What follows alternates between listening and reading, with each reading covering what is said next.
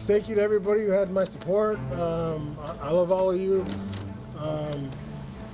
Yeah, man, just always continue to be better as a person. That was former UFC fighter Cain Velasquez after being released from jail in Santa Clara County, California, after posting his $1 million bail. So, what's next for his case? His lawyer is here to tell us. I'm Angenette Levy, and welcome to Law and Crime's Sidebar podcast. Cain Velasquez faces several charges, including attempted murder. He is accused of chasing after a vehicle that was carrying a man named Harry Goldberg back in February and then firing into that vehicle. Velasquez says that Goldberg molested his young son at a family-run daycare. And when Velasquez fired into that vehicle, Goldberg's stepfather was hit. He was not seriously hurt, though, thankfully. Goldberg faces a felony charge for the allegation involving Cain Velasquez's son and has pleaded not guilty. Velasquez has been in jail since late February and had requested that he be allowed to post bail about 3 times and was denied each time until a hearing in front of another judge earlier this week. Here's more of what Cain Velasquez said when he left jail. Kids are waiting for you. Hey, how you doing, Cain? Doing great. How's it feel to be out? Appreciative, man. Oh, I just feel blessed, you know. Ready to go home, be with the loved ones, family, friends, and make something positive of this whole situation. Joining me to talk about the case and Cain Velasquez posting his $1 million bail is Mark Geragos, famed criminal defense attorney. He is representing Cain Velasquez. Mark, welcome back to Sidebar. Thanks for coming on. My pleasure. Long time no see. Yes, long time no see. It's good to see you. Why was he suddenly granted bail? I know that you had requested bail several times from another judge who continually said, no bail for this guy. We're not letting him out.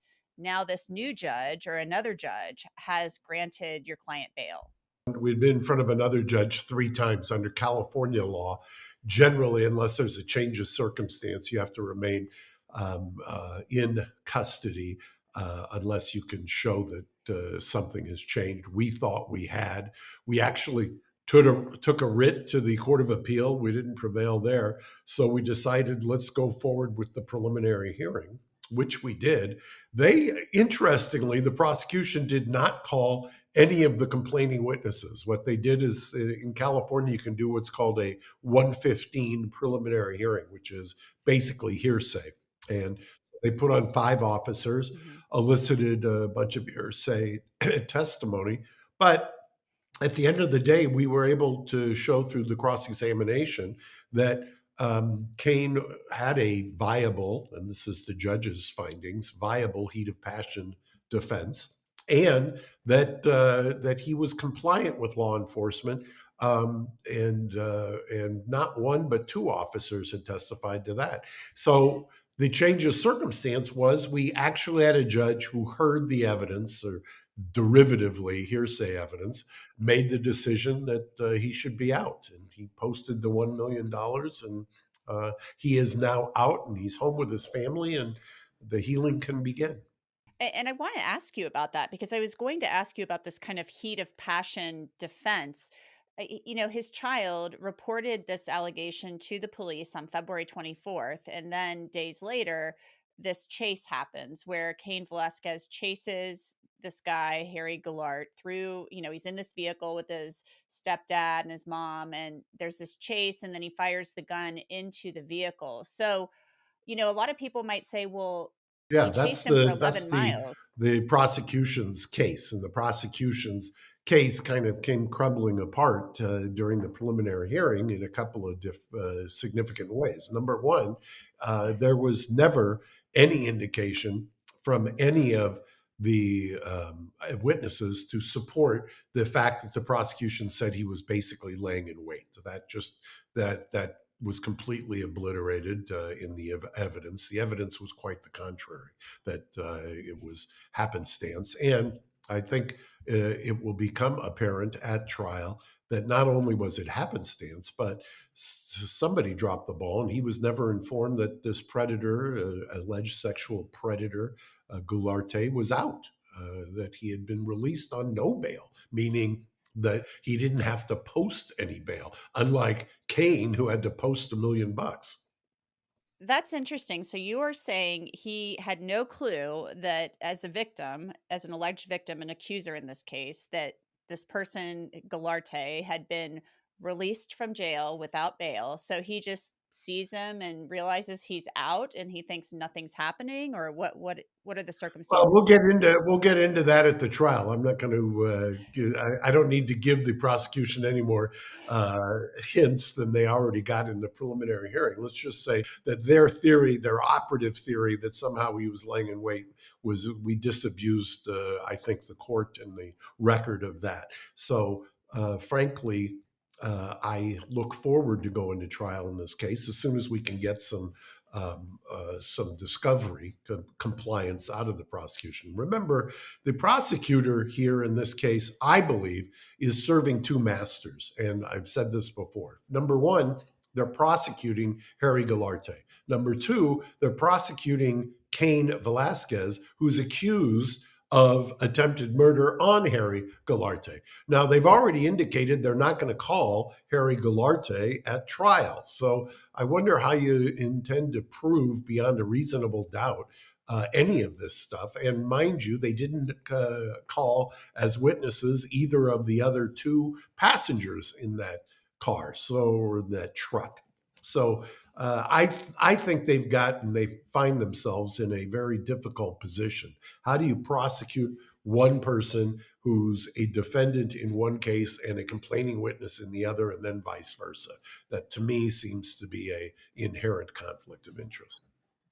I guess that was going to be my next question, though, too, is be about just going to trial. You're saying, yes, we want to take this case to trial. We're going to go to trial. But if you're saying the case collapses in the preliminary hearing, do they end up taking this case to trial, especially if they're not going to call the person he's accused of trying to murder? Well, there's only generally I tease clients sometimes when they say I don't want to go to trial and I don't want to plead guilty. I said, well, you've got basically two options. There is no third option besides maybe getting a case dismissed, but which they can always refile. So unless they're going to dismiss the case, the only other alternative they've got is to go to trial. So your client is not interested in at all in pleading to something, a lesser charge or something to that effect. I just don't see any indications that this DA's or office has come to their senses. The idea that they were so adamantly and vigorously fighting him going home to his family when they know, and they're the ones who put out there originally the motive behind all of this, to me has been stunning. I mean, how do you say that you're advocating for victims when he's had the allegations are the most horrific that a parent can have to live through? And we have some video of Cain Velasquez walking out of jail. There was a cameraman there and he photographed him, asked him some questions. How is Cain Velasquez doing and how is his son doing? I mean, we still have that case that's pending, right? With the Right. allegation of the abuse. So how are Cain and his son doing? Well, I mean, the obviously it's much better today than it was 4 days ago, and I don't want to get to make too much of or get too much into the goings and comings and all of that. I will just tell you, much better. Having him home was exactly what little Cain and the family needed. I mean, there's a picture, speaking of which, that has gone viral on the internet of Michelle, his wonderful wife, hugging him as right after he was ordered released, and I think the emotion of that, and there wasn't a dry eye in that courtroom when he realized he was going to go home. So what happens next? You're saying you haven't received any discovery. I mean, have you received anything at all or We nothing? have, I mean, we've gotten some of the things, but there's a lot more that we need and that we'll get. And we're back. We'll be back to court, I believe, a week from Monday. do you anticipate Cain testifying at trial to explain what he was thinking and what he was feeling if this is a crime of passion defense? I never give coming attractions to the prosecution. Let them wonder about that until they rest their case. But you can't like hold it against me for asking. I just always want to I, know I, everything. So I have a smile on my face, and I'm not holding it against you, Angenette. okay, great. So, but I think this case resonates with a lot of people because a lot of people can understand the anger if you realize something has possibly happened to your child. All parents will do whatever they can to protect their child, but we still have the fact that he finds this guy, he sees he's going in this vehicle, and he goes after him. I know you're probably limited in what you're going to tell me, but I mean, is that Yeah, I am. I'm going to give you 2 words. Stay tuned.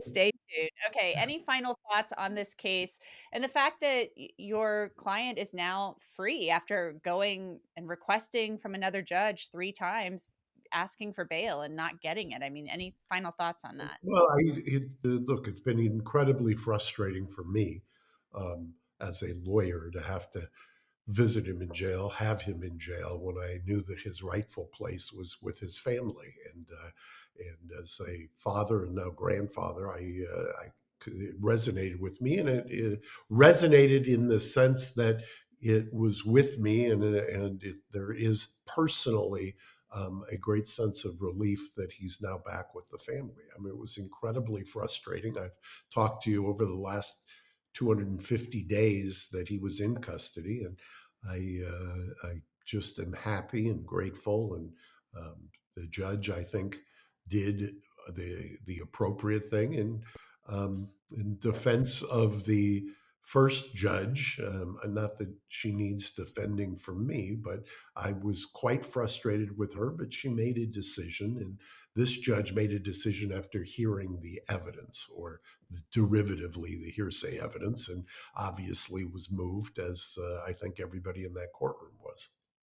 Well, Mark Geragos, Cain Velasquez's criminal defense attorney, thank you so much for coming on to talk with us about this. We appreciate it, and we will be staying tuned. We're all very eager to see what happens with this case.